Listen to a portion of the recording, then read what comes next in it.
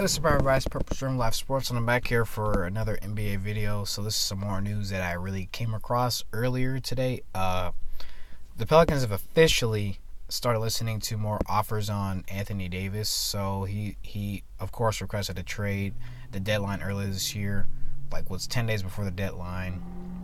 Probably trying to force the Pelicans to get him out of there, trying to go to LA. Mostly to play with LeBron, I think, because his agent is LeBron's best friend, Rich Paul.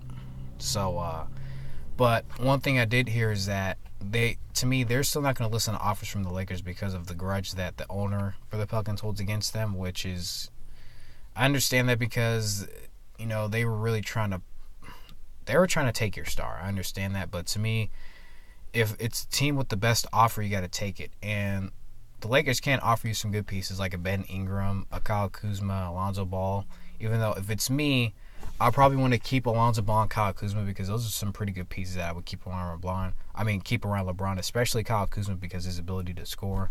Alonzo Ball with his ability to pass.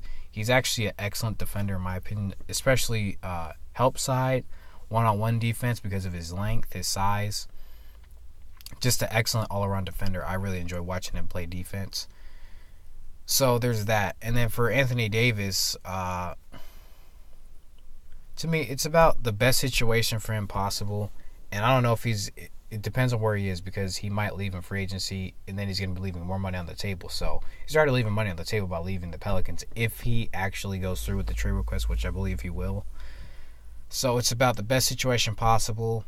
He did meet with David Griffin, the new GM for the Pelicans, a couple weeks ago, but it doesn't look to me like that went any far in efforts to keep him in New Orleans, especially if they're trying to build a new team, put him with Zion. I don't think he's really into that idea. He wants to go win a championship, wants to go play for a contender. Going to play with LeBron, that'll obviously put you in the picture, even though you just got to play with the Golden State, Houston, depending on what Houston does. So I remember I did have that idea where you could put Anthony Davis with the Chris Paul, try to change up that system. I would get rid of Mike D'Antoni because that system is kind of outdated. Look, there's a lot of pieces that go into this, and oh yeah, I forgot because I remember during one time last year, the Celtics were really big on trying to acquire him if they wanted to keep Kyrie, pair him with Kyrie, trade. I think it was Jaylen Brown, Jason Tatum, which would be a pretty good team. If he traded, it would still be Kyrie, still bring in the Gordon Hayward. I think you'd still have Al Horford. So a lot of teams that you could really put in. New York has the third pick, or is it the fourth pick? No, they have the third pick. So New York is a viable option. The Celtics are a viable option. Then you have the Lakers, who I think is a really great option.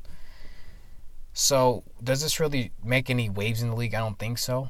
But it's something still to consider because it's big news, because a lot of small market teams don't want their big guy to leave. But what it is that if you can't get players to come play with them and you don't have much salary cap space, then, guys are going to want to leave, especially even if you offer them a max contract, they're going to want to leave because a lot of guys these days want to win. They want to build their brand.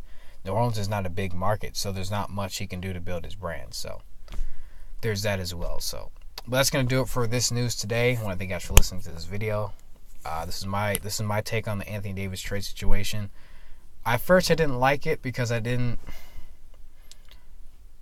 like the timing of it, and because I think Rich Paul was in his ear, he requested it. But it's too late to go back, and I think he's just got to ride through the fire wherever he goes. He's probably going to want to end up in LA wherever he goes, so he might not re-sign wherever he lands after a trade. But just, it's something to watch out for. It's a big trade, especially if LA can get him. That's going to be huge for them. So just watch out for that. Thank you guys for listening again. It's Purple Stream Live Sports. This is sports news. I'll talk to you guys soon.